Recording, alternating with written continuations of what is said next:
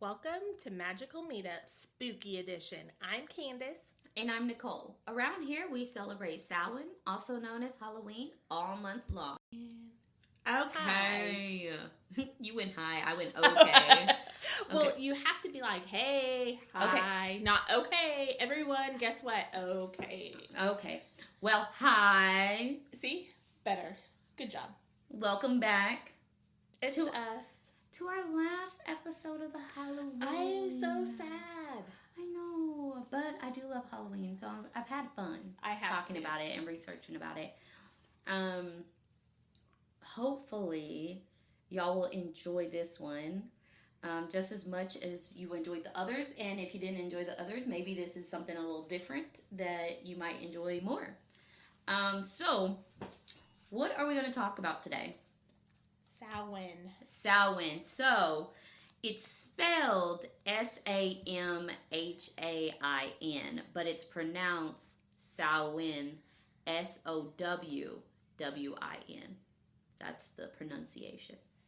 And we all know I don't like big words, and I just learned that. That is very true. So, I have some cool history about it, and I'm getting this information from, of course, the history, online history, like the history.com. Like Joanna will be so proud of you. Yes. Yes, she will. From like History Channel, those people. So, Samhain is a Gaelic word pronounced Samhain. Mm-hmm. It is a pagan religious festival originating from the ancient Celtic spiritual tradition. It is usually celebrated from October 31st to November 1st to welcome in the harvest and usher in the dark half of the year. Celebrants believe that the barriers between the physical world and the spirit world break down during Samhain, allowing more interaction between humans and denizens of, it literally says denizens, of the other world. Which I find so freaking fascinating because it's everyone always wants answers and being able to like connect with past loved ones and having like a time that you're able to do your practices and maybe get closer. Get closer. So, and we have known for years that other people will say like, on Halloween, the veil is thin. Mm-hmm. So, and that's kind of what they're meaning is that it's thinner between our world and their world. So you're able to contact, people believe, easier during these times of the year when the veil is small, like thin. So, ancient Celtics marked Samhain as the most significant of the 4 quarterly fire festivals. So this is the most sacred one. Taking place at the midpoint between the fall equinox and the winter solstice. During this time of year, hearth fires in family homes were left to burn out while the harvest was gathered. After the harvest work was completed, celebrants joined with Druid priests to light a community fire using a wheel that would cause friction and spark flames. The wheel was considered a representation of the sun and used along with prayers. Right? That's so cool. And then, if you remember, this is on the wheel of the year. Right. So, and it all just kind of flows together. It makes sense. Yeah. So, the cattle were sacrificed at this point, and then participants took a flame from the communal bonfire, the one they lit with the wheel, and then they took it back to their home to relight their hearth at home. Okay. So it was like kind of bringing the community into their personal homes and like them being one kind of thing. So early texts present Samhain as a mandatory celebration. So you couldn't be like, I ain't feeling it today. Like, so it's like, no, you get out here right now. Everybody is celebrating it. So it lasted 3 days and 3 nights where the community was required to show themselves to local kings or chieftains. Failure to participate was believed to result in punishment from the gods, usually illness or death. Wow. So this was seen as a way to be respectful towards the gods, and once you weren't trying to hang out, Like, you was a problem. So they was going to have to show you your place. So there was also a military aspect. Okay? Samhain in Ireland, with holiday thrones, prepared for commanders of soldiers. Okay. And anyone who committed a crime or used their weapons during the celebration faced a death sentence. What? That's Ireland, y'all wilding out here. Y'all was like, you thought, yeah, you gone. Yeah. You used your weapon? No, yeah, not absolutely today. not. So some documents mention 6 days of drinking alcohol to excess, typically meat or beer, and along with gluttonous feast. Yeah. So it's like party it up. Yeah. So most of them were like intoxicated partying, which at that time most festivals were. It was for you to let go all of your regular woes and just completely let everything be. It wasn't for necessarily you worried about everything else. Yeah. So it was very much be free, young grasshopper. So we know that there's a lot of monsters during Samhain and aka Halloween, which is what most people call it now is Halloween. So we always, during Halloween, you got the ghouls, you got the witches, and the scary monsters. All the fun stuff. All the fun stuff. So because of the Celtics believed that the barrier between worlds were breachable during Samhain, they prepared offerings that were left outside villages and fields for fairies and sights. If you guys don't know, I am obsessed with fairies. She is. I love them. They are just something that I'm always attracted to. Like, it doesn't matter. Just the thought of it. Yeah. So that's so neat. Yeah, so they would offer their offerings, and then it was expected that ancestors might cross over during this time as well. And so they would dress, so the Celtics would dress as animals and monsters so that the fairies were not tempted to kidnap them. Wow. I told you they're a gang. They're 100% a gang. So she calls them the Fae. Yes. Like, they are a gang. Because they are. Well, I mean, it depends. Literally, a whole society of dressed little up. Fairies that are so cute. They dressed up as animals and monsters so that they wouldn't be kidnapped. Well, that's because they probably did something that the Fae didn't like. Yeah. Sure. She's sticking up for you guys. The Fae, I mean. They're probably outside her house right now. Probably. Having a meeting. I'm scared. So, some specific monsters were associated with the mythological surrounding Samhain, including a shape-shifting creature called a pukna that received harvest offerings from the field. The Lady Jawan is a headless woman dressed in white who chases night wanderers and was accompanied by a black pig.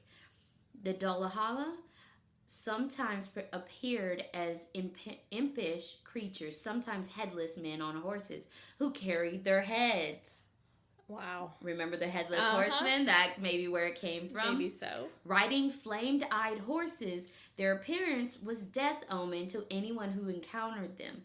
A group of hunters known as the Slogaha, or fairy host, might also haunt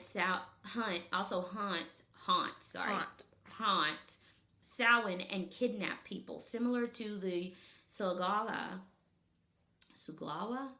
I'm sorry that I'm butchering all these words. Who would come from the west to enter houses and steal souls.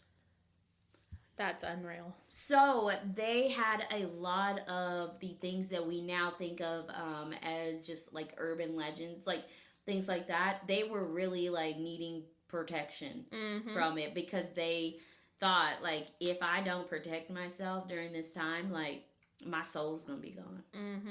Could you imagine worried about like what you should do to get your soul to keep your soul? Lock the doors. Like at any point, like there's gonna be a fairy that shows up to steal your soul. Is what they're thinking. Right. That would be terrifying. For real though. If like you really like Now, if you're living at a time. Right. When you are told all these stories and that stuff that they truly believed, it was passed down. Yeah. It would be terrifying. And you know what I say? I feel like all myths and urban legends come from somewhere. It starts somewhere. It always does. Like, it's not like they just pulled it out of a hat. Because most of the time you'll see the same type of story in different places. Yes. That don't even intersect. Like it might be a little bit different or tweaked here and there, but it's the same base of the story. But like they're two different like cultures and things where it's not even the same. They didn't have internet. Yeah, they couldn't call their cousin and be like, "Hey, guess what? I heard that you moved over to, blah blah blah." The days are after you. Yeah, like you couldn't just call somebody up or send somebody a telegram. Like, you had to walk miles and miles and travel over lands to do that. So, myths of Samhain. So there's a couple of myths. So one of the most popular ones that are told is during the festival, it was the second battle of Mag Tarid, which portrays the final conflict between the Celtic pantheon known as the Tuatha De Danann and evil oppressors known as the Fomor. The myth states that the battle unfolded over the period of Samhain. One of the most famous Samhain-related stories is the Adventures of Nera, which is a different story, in which the hero Nera encounters a corpse and fairies and enters into the other world. So that's kind of where the thinning of the veil. I need to know why everyone is out to get the fae. Like, it obviously seems like a problem. Yeah. With the fae. Yeah, and I keep telling you, people are like, watch your children, watch your wives, watch your soul, because they coming out to get you. But they're so cute. Yeah, until they have your soul in their hands. It's kind of like children. Yeah, until the children of the corn. Yeah, those children. Yeah. Oh my gosh. It's real cute until they have your heart in their hand. Your soul.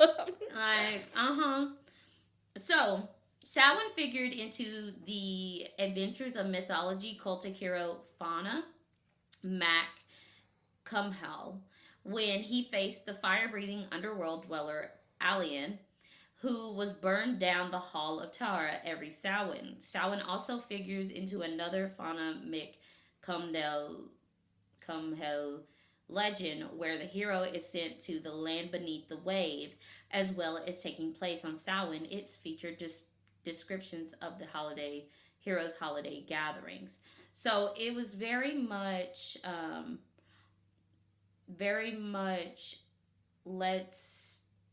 let's talk about this, but it wasn't a specific tale that we can see that we can be like, it came from this one. Right.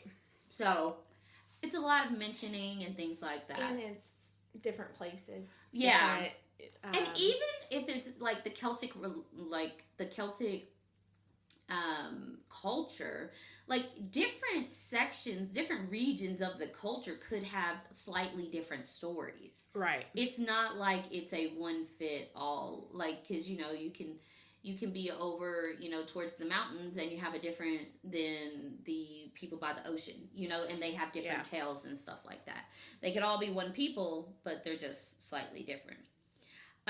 So during the Middle Ages for Samhain, it progressed. So did the celebrations of the fire festival. Bonfires were known as Samhainigans, like shenanigans, but Samhainigans, which were more personal Samhain fires nearer the farms because it became traditional and purposely to protect families from fairies and witches.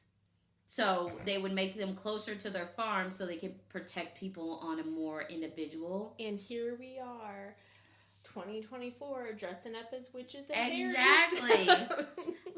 So what they originally carved was turnips, and they were called jack-o'-lanterns because they began to appear attached by strings to sticks and embedded with coal, Later, Irish traditions switched to pumpkins. So that's how we have our jack-o'-lanterns. They were originally carved turnips. In Wales, men tossed burning wood at each other in violent games and set off fireworks. In northern England, men paraded with noisemakers. So kind of like 4th of July. Yeah. Because all the guys are like shooting fireworks at each other. Things. Yeah. Like, rocket what, wars. Sir, can you please sit down and stop trying to kill your friend? But yeah, they threw, logs at each other that were, on fire. So that's a little wild. Just a little. So they would also have a tradition called Dumb Supper. Begin during this time, in which food was consumed by celebrants, but only after inviting ancestors to join in, giving the family a chance to interact with the spirits until they left following dinner. So children would play games to entertain the dead, while adults would update the dead on the past year's news. That night, doors and windows might be left open for the dead to come in and eat cakes that had been left for them. Wow. So the dumb supper was basically, hey, everybody, like... Why would they call it a dumb supper? It probably meant something different than... like then. Yeah, then we think dumb like stupid now, right. But maybe it's just because they couldn't talk. Maybe. We should look up what dumb used to mean. We're going to do that.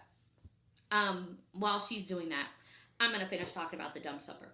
So, I have heard about this where people, even modern day witches and people who celebrate Samhain, pagans and things like that, I have seen where people have left an empty seat at their table during their Samhain dinner for their ancestors or the dead that they would like to invite in. So that's still done today. If you are interested in it, that would be a cool thing. I think it's kind of weird where the children would play games to entertain the dead. Like, why are we entertaining you, sir? You are dead. Okay, fun fact. The name comes from the fact that the entire 4-course meal is consumed in complete and utter silence.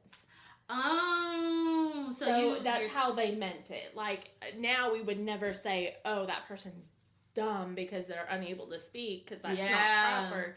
But back then, that's how how they interpreted it. That makes so much more sense. Okay. So, yeah, I mean, don't be an ass. But you could have one. But so you're supposed to do it in complete silence because, like, the dead can't talk. Mm-hmm. So then you can, but you're still able to update them. So it's probably after the dinner. Yeah. So you eat your dinner silently. And then after you update them on the past year, and then the children play games to entertain them, kind of situation, which I think is really like interesting way of welcoming your family. Yes, and it's almost okay. It might not be what we would consider a healthy way to cope. Yeah, but it's almost like if you lost, say, your husband or your wife. It was a chance to maybe relive like all the good memories. Yeah. Or, so in a way I think it was healing too. Yeah, definitely. So Christian Samhain. As Christianity gained a foothold in the pagan communities, church leaders attempted to reframe Samhain as a Christian holiday. So they wanted to take Samhain and kind of make it into a Christian holiday. So that they could make sure that pagans were still, doing things the Christian way. Kind of like they always do. Yeah. If you're mad about it, then this is not the right podcast for you. But if it upsets you, like, because it does upset me in a lot of ways, but when you research it, it kind of helps because you're like, damn. Yeah, if you're just going to put under our thing about how stupid we are and how Christianity is the only way, that's not what we're here for. We're here for learning and growing and looking at historical facts and things that help people grow. So, back to what I was saying. So they basically wanted to reframe Samhain so that they could use it as a Christian celebration. So the first attempt to do this was by Pope Boniface. In the 15th century. He needed a better name. I'm glad we moved away from that. He moved the celebration from May 13th and specified it as he moved it to May 13th. Why? And specified it as a day celebrating saints and martyrs. The fire festivals of October and November, however, did not end with this decree. So he was trying to move it completely away from it so that he could pick basically a day that he wanted. Well, don't get me started on picking days. He on just wrong dates. They was like, that's a whole nother podcast. They're like, how we gonna have a fire festival in May? What the hell? So they kept doing it. In the 19th century, which is 4 centuries later, Pope Gregory moved the celebration back to the time of the fire festivals, but declared it All Saints' Day on November 1st. All Souls' Day would follow on November 2nd. So they were kind of trying to get away from October 31st. So when you hear, All Hallows Eve, like they were trying to, give it new names. Yeah. So Samhain merges with Halloween. So now today, most people only know Halloween. They don't even know that it was all this history about it and things like that. They just see it as candy. Yeah, candy, costumes. Right. They don't really know why they carve jack-o'-lanterns, but they do. They're not worried about how they used to be turnips and then changed into pumpkins. Which is so weird. Yeah. But anyway. Yeah. Well, it's probably because that's what they had. They had a lot of turnips and they was like, hey kids, you want to hey, look at what carve these up? Yeah. Scare away all the bad guys? All the face. So, yeah, all the face. So neither new holiday did away with the pagan aspects of the celebration on October 31st. So the All Saints' Day and the All Souls' Day, they didn't do away. Like, they couldn't get rid of the pagan celebration on the 31st. But that became known as All Hallows Eve. So we had All Hallows Eve October 31st. All Saints' Day, November 1st, and then All Souls' Day, November 2nd. Okay. Which, if you remember what we were talking about, it was 3 days originally, too. The Fire Festival was originally 3 days. 3 days, 3 nights. So, they're just out here kind of just making a different names. So, All Hallows Eve, or Halloween, and it contained most of the traditional pagan practices before being adopted in the 19th century America through Irish immigration during the traditions across the ocean. Okay. So we basically, the Irish immigrants who America treated poorly, but anyways, they brought us Halloween basically. So thank you, Irish people. Because it's the best holiday. It is the best holiday. So, trick-or-treating, which is what everybody loves, is said to have been derived from ancient Irish and Scottish practices in the nights leading up to Samhain. In Ireland, mumming was the practice of putting on costumes, going door to door, and singing songs to the dead. Cakes were given as payment. So it went from cakes to candy. Do you know what that... Yeah, but do you remember what you do when you go house to house and you're dressed up and you sing? Yeah. What is that? Caroling, which we do on Christmas. I do not do well. Well, we don't, but you know what I mean? Every Christmas movie has a caroler in it. Right. So, that's crazy, right? Right. So, the cakes were the payment basically was when we say trick or treat, smell my feet, give me something good to eat. That's a song.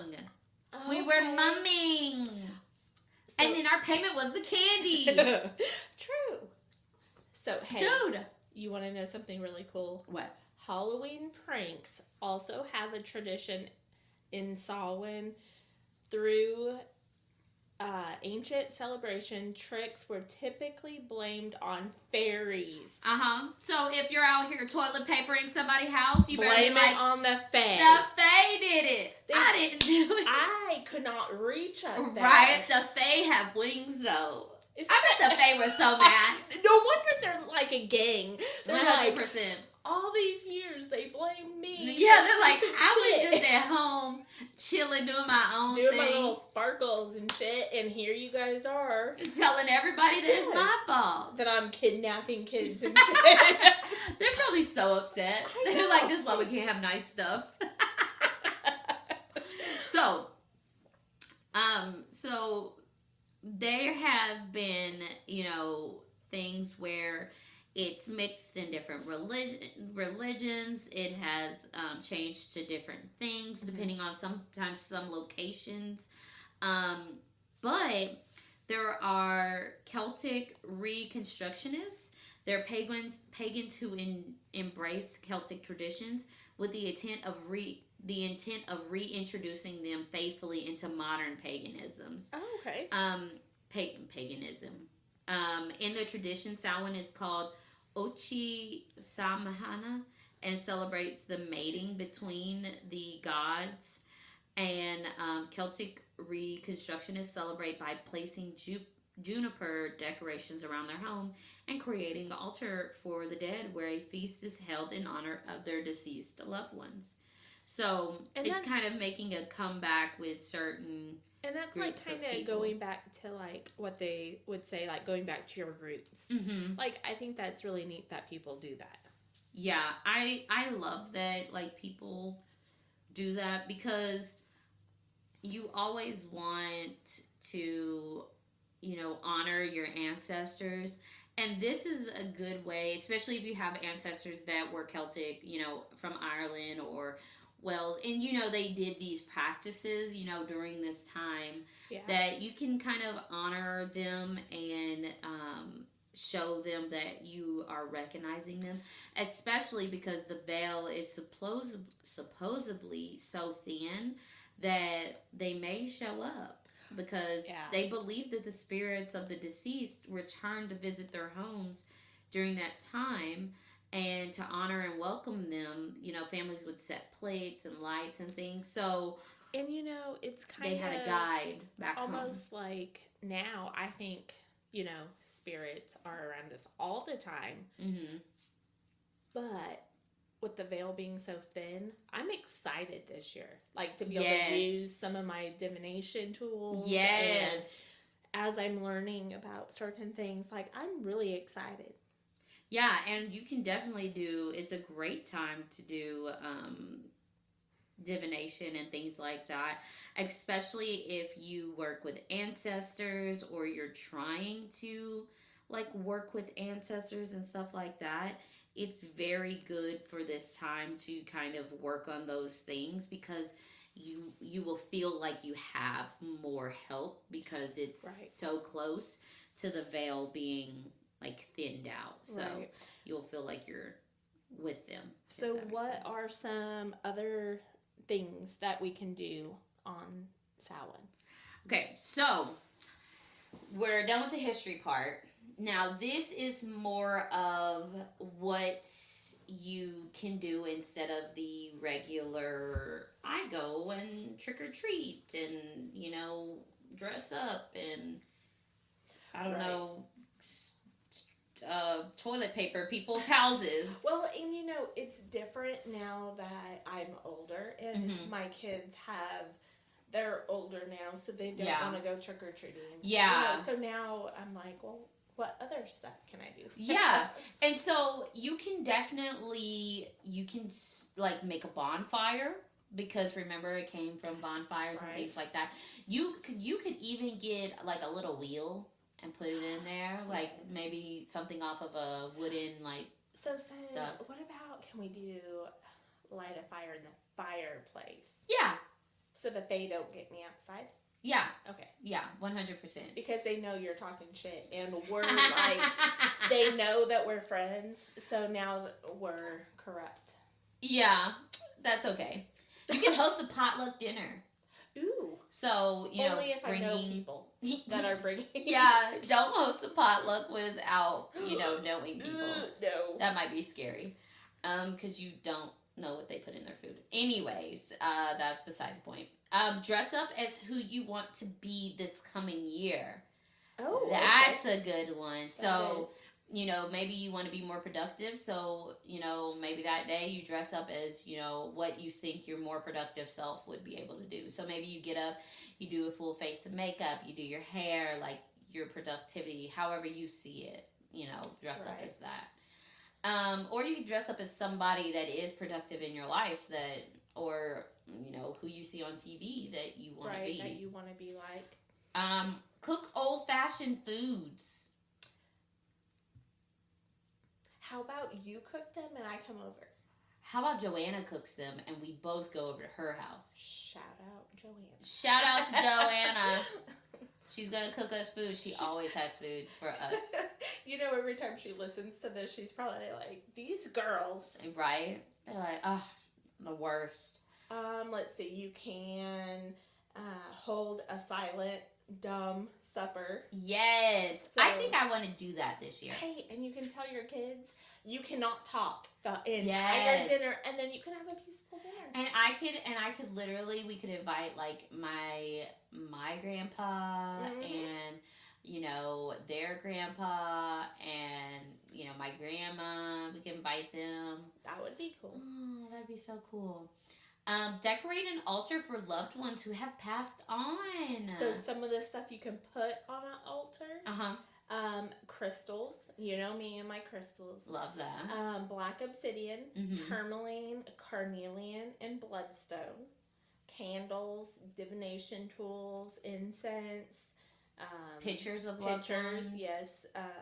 Cinnamon broom, like autumn type flowers. Fall vibes. Pumpkins. A turnip. So you can turn up. Stupid. We're so dumb. So practice moon magic. Yes. You can do that. Journal. Journaling, yes. Maybe how you feel. Maybe who you want to be. Yes. Maybe how this is refreshing for you. Set intentions for the new year. So this marks the new year for some people. Or some people do Yule. Some people just do this as a prep for Yule before they set their actual intentions for Yule. So setting, the intentions for where you want to be, who you want to be, and just connecting with your friends and families is always a good time for you to do during Samhain, because it's very much, I feel like, settled around family and preparing and getting together ancestors and stuff like that. And you can still do like the fun, because like the tricks and the treats, you can still incorporate all that while you're celebrating. Yeah, 100%. Like, don't think that you don't you can change it into the freaking 3-day festival. Like, you don't have to just do it one night. Right. So instead of, we only see Halloween as like October 31st, you can literally do Samhain as the 3-night festival that it originally was. So you could have, you got kids, you take them out for trick-or-treating on October 31st, and then you do your dumb supper on November 1st, and then, you kind of have a moment on November 2nd.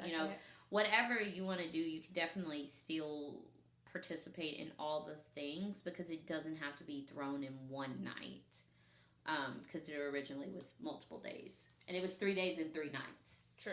So, and you can do a lot of spell work too. Yes. Like renewal and rebirth, of course, honoring ancestors, shadow work. Yeah, that's a good time. Spirit communication, because the veil's so thin. It's probably a great time to be able to do stuff like that, and releasing and letting go. So, if you are making an altar for Samhain, it should include like all kinds of natural objects, leaves, nuts, acorns, apples, pumpkins, like things that represent autumn.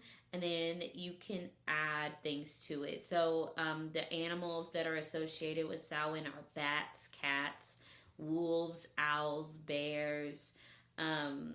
Obviously, the oranges and the blacks and the purples, notice, dark purples. That is like basically all the scary. Mm-hmm. I know you guys can't see my hand quotes, but like spiders and like that's bats what our and black decorations cats are. And owls. Yeah, 100%. Did you know October 31st? What horoscope is that? Scorpio. Yes, isn't that neat?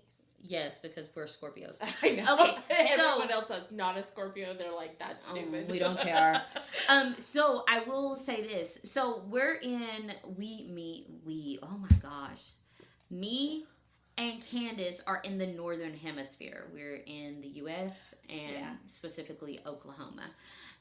Unfortunately. And that would make a difference depending where you're listening. Yes. Because our Samhain is October 30th, 31st. So we keep repeating the 31st. But the Southern Hemisphere, it is April 31st and May 1st. So. Oh, wow. Yeah. It's so it's like flop. Yeah. Okay. So it's when we would usually do May Day. Okay. So, and it's, 3 days. And it's really cool, I think, because you can do a lot of magical things that maybe you wouldn't want to do during the lighter months. Like if you feel like somebody's been hexing you and stuff, like definitely return to cinders, banishing maybe those negative thoughts, divination of maybe endings of things, kind of stuff that people would see as more, my fingers are doing quotation, darker things. Right. Is a good time to do at this point because the world is like, we're going into the darker months, if that makes sense. Right. So you're able to banish things and get rid of things and, it's a better time for that. Yes, that's what I was kind of like for. You don't want to, how like the new moon, you manifest, and then full moon you let go. You don't want to do it flopped, But like if you're not into banishing, obviously don't do banishings. If you're not if you don't know what you're doing, don't do certain stuff if you're not into it. You don't have to do stuff specific on that time. But for people who do it, it's a great time. Yes, because the veil is thin, and then you can have people help you from the other side. I also love how plaid and vintage is one of the things that you can decorate with. Nice. And lace. Like, I love that. Because obviously you could put that on your altar and like have this beautiful thing. But I love how that's the things that it's like represent Samhain. It's like lace and I know. And vintage and plaid. So like even people that are low key, in the sense of maybe you don't want everybody to know you're doing an altar. You could literally like get a table runner of lace, and you could have a pumpkin. You could have a picture of your grandmother that passed away. Yeah. You just because you're doing stuff like that doesn't mean you have to announce it to the mailman when he comes up to the door. Exactly. And nobody would know. Nobody would worry about it. Also, there are deities that are kind of tell me more. Thought of as being connected with Samhain. Okay. The Morgana or Morgan, which is she's a triple moon goddess. She's the one that is always depicted in Arthur. And like Merlin, she's the Morgana. Hecate, which is the best. Love her. Persephone. Okay.